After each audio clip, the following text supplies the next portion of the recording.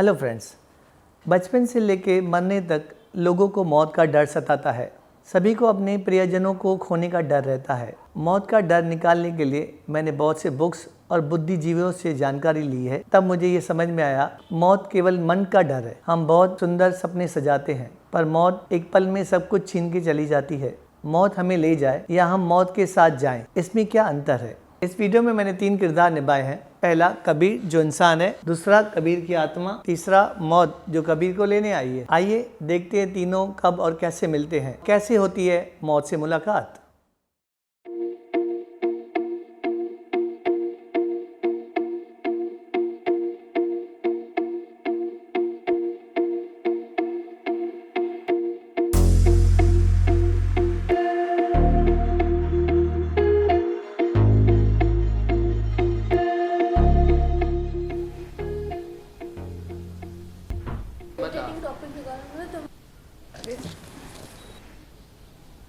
Good morning. Good morning, sir. Good morning.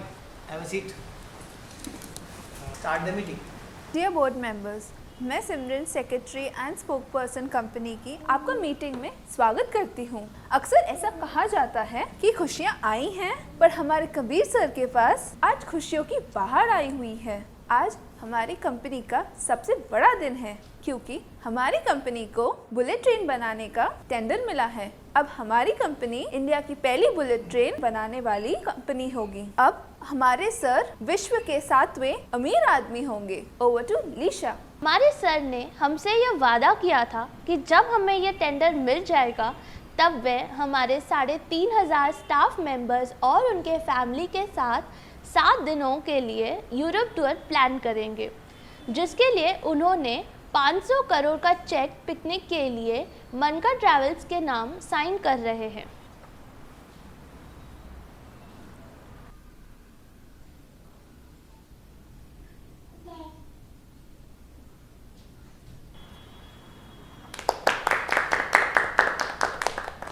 Now over to जिया।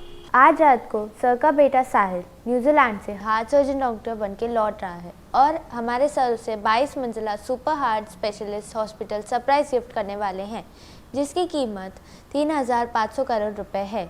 और हमारे sir की बेटी विपाशा अपनी MBA की पढ़ाई करके आज रात USA से लौट रही हैं और वो हमारी कंपनी में CEO की हैसियत से काम करेंगी। Over to Bhavesh. कल सर की पत्नी का 50वां बर्थडे है। खुशियों को सेलिब्रेट करने के लिए सर ने कल बहुत बड़ी सरप्राइज पार्टी 5 स्टार होटल में रखी है। और हाँ, हमारे सर ने 5 साल टेंडर पर ध्यान दिया, इसलिए हमारे सर के हाथ में थोड़ा ब्लॉकेज का इशू आ गया है, जो एक छोटे से ऑपरेशन से ठीक हो जाएगा। सर ने 15,000 रुपये से यह कंपनी शुरू की थी और आज 1.5 लाख करोड़ की टर्नओवर हो गई है। ओवर टू ऋषि। हमारे सर का अंदाज इतना निराला और प्रभावशाली है कि अगर गलती से मौत भी आ जाए तो हमारे सर इतने होशियार हैं कि वे मौत को भी अपने कंपनी में काम पर रख देंगे। Over to sir. आप सभी ने कंपनी को यहाँ तक पहुँचाने में पूरा सहयोग दिया है और मैं उम्मीद करता हूँ आने वाले वक्त में भी आप इसी तरह कंपनी से जुड़े रहेंगे। इस टेंडर की वजह से हमारी कंपनी को आने वाले 50 सालों के लिए काम मिल गया है और कल की पार्टी के लिए मैं आप सभी को इनवाइट करता हूँ। मेरे लिए तो जैसे चारों तरफ से खुशियाँ आ गई हैं। मिलते हैं कल पार्टी पर। मैं आप सभी का तहे दिल से आभार और धन्यवाद व्यक्त करता हूँ। Thank you. आप भी चल रहे हैं ना सर? निशा बेटी नहीं, मुझे जापान बुलेट कंपनी प्रेसिडेंट लुजो ली से टेंडर के संबंध में बात करनी है। मैं भी 5-10 मिनट के बाद निकलता हूँ। आप सभी जाएं, मुझे अकेला छोड़ दे। Okay sir.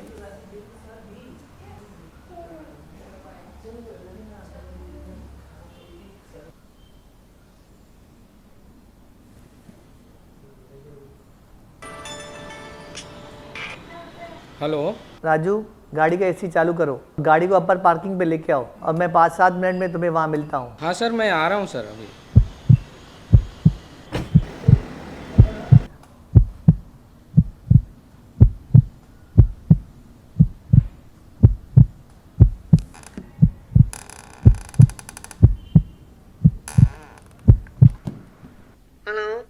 Hello, I cannot hear you, Mr. Kabir. Hello, hello, hello.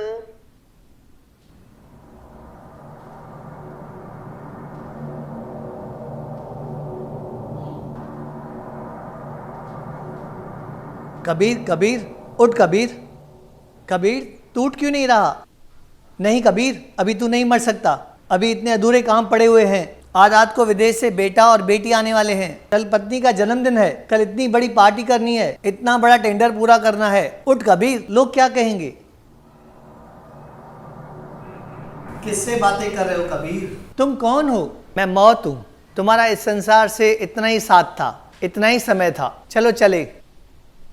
लेकिन तुम मुझे ऐसे कैसे ले जा सकते हो? कल मेरे जीवन का सबसे बड़ा खुशी का दिन है, सबसे बड़ा सरप्राइज का दिन है। मैंने सब कुछ इतना चाहा था, सब एक पल में कैसे खत्म हो सकता है? न सरप्राइज न खुशियाँ, केवल मातम ही मातम, दुख ही दुख। मुझे मेरा जीवन लौटा दो, प्लीज लौटा दो।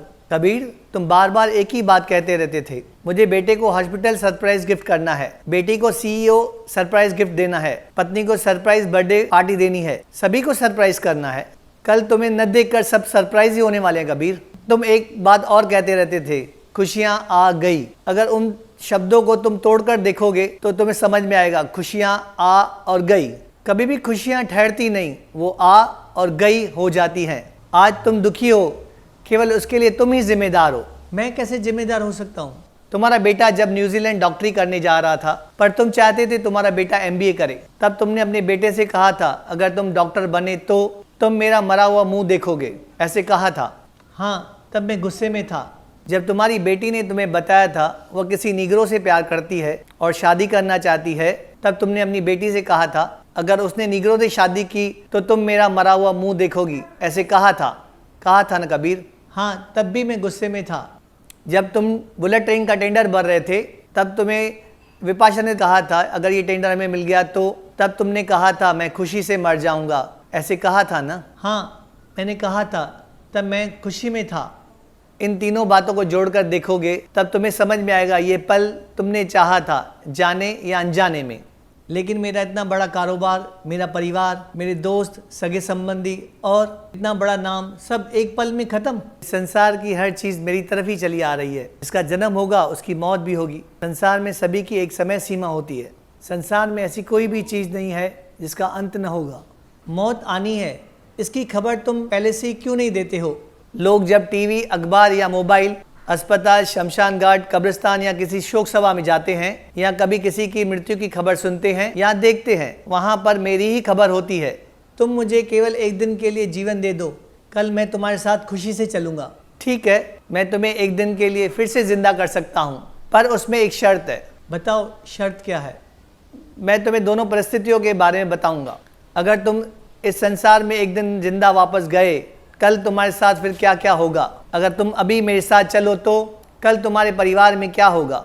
दोनों बातों को सुनकर तुम अपना फैसला सुनाना। मैं वैसे ही करूँगा, मुझे मंजूर है। कल तुम जब अपनी बड़ी सरप्राइज पार्टी यह अनाउंस करोगे कि तुम अपने बेटे को 22 मंजिला हॉस्पिटल गिफ्ट कर रहे हो, तब तुम्हारा बेटा तुमसे कहेगा वह इंडिया में नहीं रहना चाहता है, क्योंकि वो अपनी न्यूजीलैंड से आई गर्लफ्रेंड मिलोना के साथ हमेशा के लिए वापस लौटना चाहेगा और वहाँ गरीब और अनाथ बच्चों के लिए सोशल सर्विस करना चाहता है और हमेशा के लिए न्यूजीलैंड में सेटल होना चाहता है। और तुम्हारी पत्नी भी अपने बेटे के साथ न्यूजीलैंड सेटल हो जाने का मन बनाएगी। आज रात तुम्हारी बेटी उस निग्रो कारोरे के साथ आने वाली है और वो पार्टी में ये अनाउंसमेंट करेगी वो अपने बॉयफ्रेंड निग्रो के साथ शादी करने वाली है और कहेगी वो हमेशा के लिए अपने बॉयफ्रेंड निग्रो के साथ USA सेटल होने वाली है।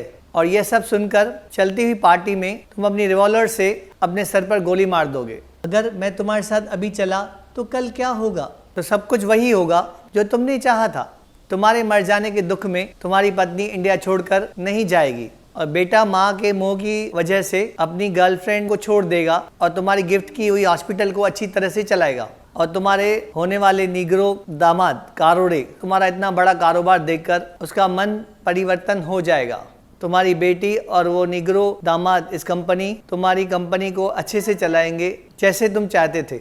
पर ये सब मैं कैसे देख पाऊंगा? हाँ, तुम अगले जन्म में अपने बेटे के यहाँ पर बेटा बनकर जन्म लोगे और आगे चलकर ये कंपनी तुम ही चलाओगे। और कुछ, जब भी किसी की मौत होती है तो आप उसे ऐसे ही विकल्प देते हो?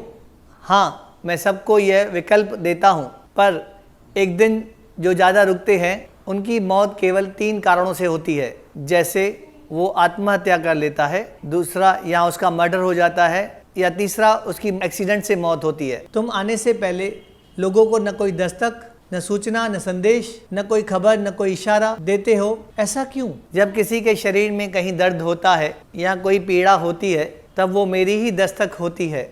जब किसी की मेडिकल रिपोर्ट पॉजिटिव होती है तब उस मेडिकल रिपोर्ट में मेरा ही संदेश छुपा होता है। जब लोग शमशान घाट, कब्रिस्तान, शोक सभा या अपने प्रियजनों की मौत पर जब जाते हैं तब वो मेरी ही सूचना होती है। जब टीवी, अखबार या मोबाइल पर जब किसी की मौत देखते हैं तब वो मेरा ही इशारा होता है। अगर इंसान मेरे इतने इशारों को न समझ सका तो उसमें मेरा दोष कैसे हुआ? जब मौत सब कुछ छीन ले जाती है तो इंसान अपने जीवन में इतनी भागदौड़ क्यों करता है? क्योंकि इंसान ने खुद को जन्म लेने के लिए भी एक दौड़ लगाई थी, इसलिए जन्म से लेके मौत तक वो दौड़ता ही रहता है। मौत से कोई फ़ायदा होता है? मौत तो हर दर्द की दवा है, चाहे शारीरिक दर्द हो या मानसिक पीड़ा। अगर इंसान ज़्यादा जिएगा तो पागल हो जाएगा या दूसरों को पागल कर देगा। मैं सिर्फ एक बार अपनी पत्नी, बेटे और बेटी से मिलना चाहता हूँ। अपने परिवार वालों से मिलकर क्या कहोगे? मैं मरने जा रहा हूँ या मैं मर के आ रहा हूँ? दोनों बातों में तुम उन्हें दुख और पीड़ा ही दोगे। सबकी भलाई इसी में है, जो हो गया उसे स्वीकार करो। मेरी मौत की खबर से मेरा परिवार, सगे संबंधी और प्रियजन बहुत दुखी होंगे। कबीर, सभी रिश्ते अपने अपने निजी स्वार्थ और मतलबों पर टिके होते हैं। वे सभी अपने अपने मतलबों के कारण दुखी होते हैं। जैसे कोई शरीर, रूप, धन, कार्य, भावनात्मक लगाव, इन बातों की पूर्ति कौन करेगा के कारणों की वजह से दुखी होते हैं। सभी लोग अपने अपने निजी मतलबों के कारण इंसान को जिंदा रखना चाहते हैं। ये दुनिया एक मतलब का बाजार है, जहाँ इंसान कभी तमाशा करता है, कभी तमाशा बनता है और सभी उसका मजा लेते हैं। तुम्हारी मौत की खबर भी केवल एक दिन के लिए ब्रेकिंग न्यूज़ होगी और कुछ भी नहीं। इसका कोई प्रमाण दे सकते हो? इंसान जब मर जाता है तो लोग उसके नाम से भी उसे नहीं बुलाते, नाम भी छीन लेते हैं उसे और लावारिस सा नाम दे देते हैं बॉडी। लोग कहते हैं बॉडी कब आएगी, बॉडी कब उठाएंगे, बॉडी को कौन से शमशान घाट में ले जाएंगे। और जब वो जिंदा होता है लोग उसे बड़े बड़े नाम से सम्मान देते हैं, जैसे श्री, सर, सेठ जी, मालिक, हुकुम, पद्मश्री, पद्मभूषण, आचार्य, योगी, भगवान, न जाने किन किन नामों से उसे बुलाते हैं। और जैसे ही वो मरता है उसकी पहचान केवल बॉडी हो जाती है। सभी जगह एक सा ढोंग, एक सा दिखावा चल रहा है। जीते जी लोग जीने नहीं देते, पर मरने के बाद RIP, रेस्ट इन पीस का मैसेज डाल देते हैं। जीते जी दुनिया उसे न रेस्ट देती है न पीस। जब इंसान को पता है मौत सब कुछ छीन लेती है तो वह इस माया जाल में फंसता क्यों है? क्योंकि इंसान खुद को बहुत बुद्धिमान और चालाक समझता है। जब कोई खूबसूरत स्त्री देखता है, किसी का बड़ा मकान देखता है, किसी की बहुत बड़ी दौलत या जीवन शैली देखता है तो वह सब हासिल करना चाहता है, चाहे वो उसके बस की बात हो या न हो। पर जब कहीं मौत देखता है तो वो खुद को यह समझाता रहता है कि वो मौत को भी धोखा देकर निकल जाएगा। वह अनहोनी को होनी करना चाहता है, खुद को अंदर से जादूगर या ऊपर वाला भगवान, अल्लाह, गॉड समझने लगता है। इंसान जब सत्य देखता है तो अपनी आंखें बंद कर लेता है और झूठ को आंखें फाड़ फाड़ के देखता रहता है। मैं जब शरीर से मर रहा था तो मुझे न दर्द हुआ न पीड़ा, मुझे केवल मानसिक दुख हो रहा है। ऐसा क्यों?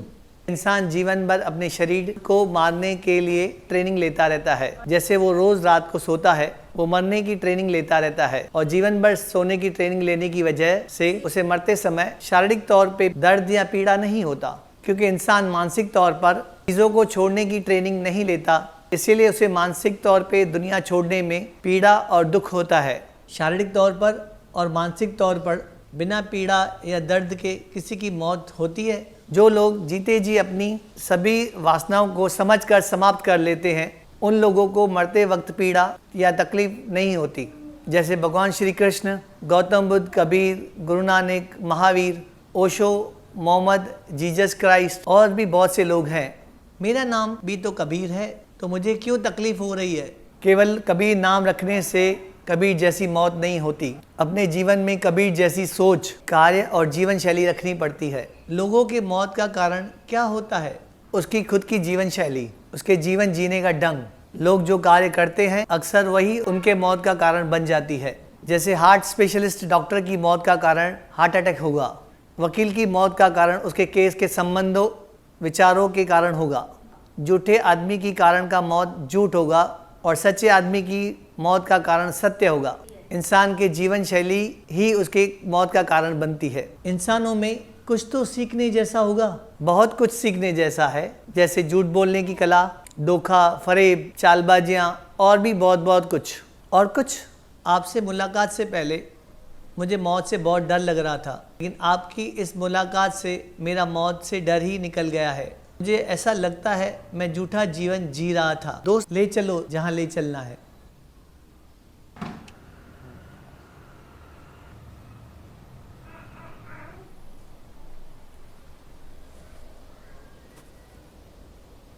कबीर, अभी भी रो रहे हो? नहीं, तुमसे मिलने से पहले मैं दुख के कारण रो रहा था, पर ये अब खुशी के आंसू है।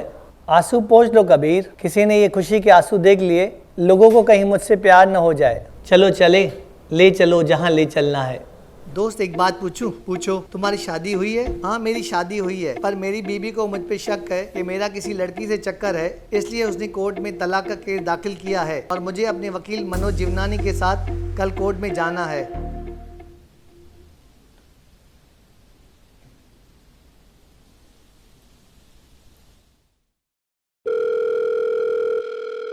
अरे यार, फ़ोन क्यों नहीं उठा रहे हैं सर? कब से वेट कर रहा हूँ। मेरा ये छोटा सा प्रयास था मौत के डर को निकालने का। अगर आपको ये वीडियो अच्छा लगा हो तो मेरे चैनल को लाइक, शेयर, कमेंट्स और सब्सक्राइब करें। थैंक यू, धन्यवाद। एंड स्पोक पर्सन आपको वापस चेक मनकर ट्रैवल के नाम साइन कर रहे हैं। गलत हो गया ना थोड़ा? सीईओ के हैसियत से काम करेगी।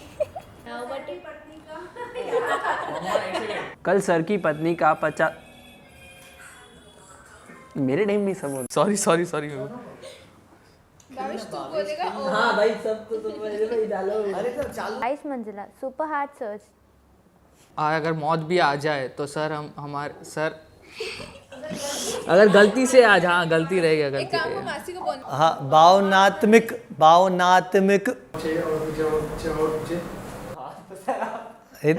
ये लेता हूँ ना। हाँ गया, चलो। रुको। कल सर की पत्नी का